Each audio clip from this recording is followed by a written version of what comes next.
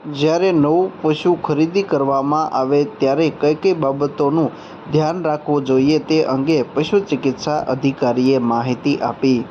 હાલના સમયમાં પશુપાલનનો વ્યવસાય દિવસેને દિવસે વ્યાપક બની રહ્યો છે। લોકો પશુપાલનના વ્યવસાય થકી લાખો રૂપિયાની આવક પણ મેળવી રહ્યા છે। જી, મારું નામ ડૉક્ટર રાહુલ જાડેલા છે। હાલમાં હું તાલુકા પશુ ચિકિત્સા અધિકારી તરીકે તાલુકો ગારિયાધાર જિલ્લો ભાવનગરમાં ફરજ બજાવું છું। પશુપાલકોને મનમાં પ્રશ્ન હોય છે કે ભાઈ મારે નવું પશુ ખરીદવું છે તો કેવા પ્રકારનું ખરીદવું, કેટલા વેતરનું ખરીદવું।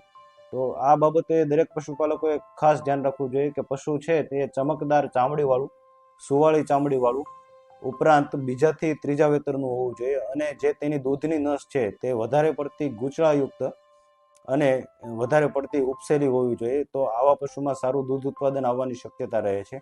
આ ઉપરાંત આપણે વૈજ્ઞાનિક પદ્ધતિથી જોઈએ તો જેડી, બ્રુસેલોસિસ જેવા અમુક જે રોગો છે કે જેનાથી પશુપાલકોને માહિતી હોતી નથી, તો તેવા રોગનું ટેસ્ટિંગ પણ જો શક્ય બને તો કરાવી લેવું જોઈએ જેથી આગળની પેઢી એ સારી થઈ શકે।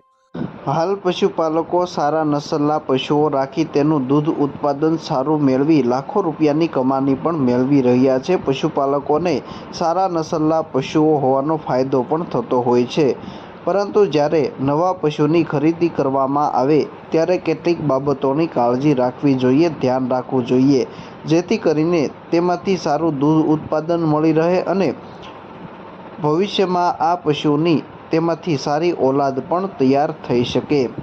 સૌપ્રથમ તો જે પશુની ખરીદી કરવાની હોય તે પશુ એકદમ સ્વસ્થ અને તંદુરસ્ત હોવું જોઈએ, તેમજ તેની રોગ પ્રતિકારક શક્તિ પણ સારી હોવી જોઈએ, જેથી કરીને પશુઓમાં થતા અવનવા રોગો અટકાવી શકાય।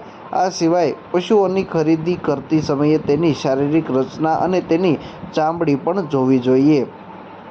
જ્યારે દુધાળા પશુ ગાય અથવા ભેંસની ખરીદી કરવામાં આવે છે તે સમયે તેના આંચળ જોઈને જ તેની ખરીદી કરવી જોઈએ। આંચળ પરથી જ તેના આરોગ્ય અને દૂધ ઉત્પાદન ક્ષમતાનો અંદાજ લગાવી શકાય છે।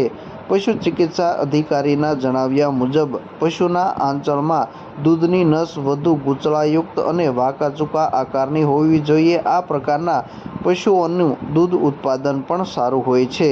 જ્યારે નવા પશુની ખરીદી કરવામાં આવે ત્યારે પશુની ચામડી ચમકદાર અને સુવાળી હોવી જોઈએ। આ ઉપરાંત તે પશુ બીજાથી ત્રીજા વેતરનું જ હોવું જોઈએ।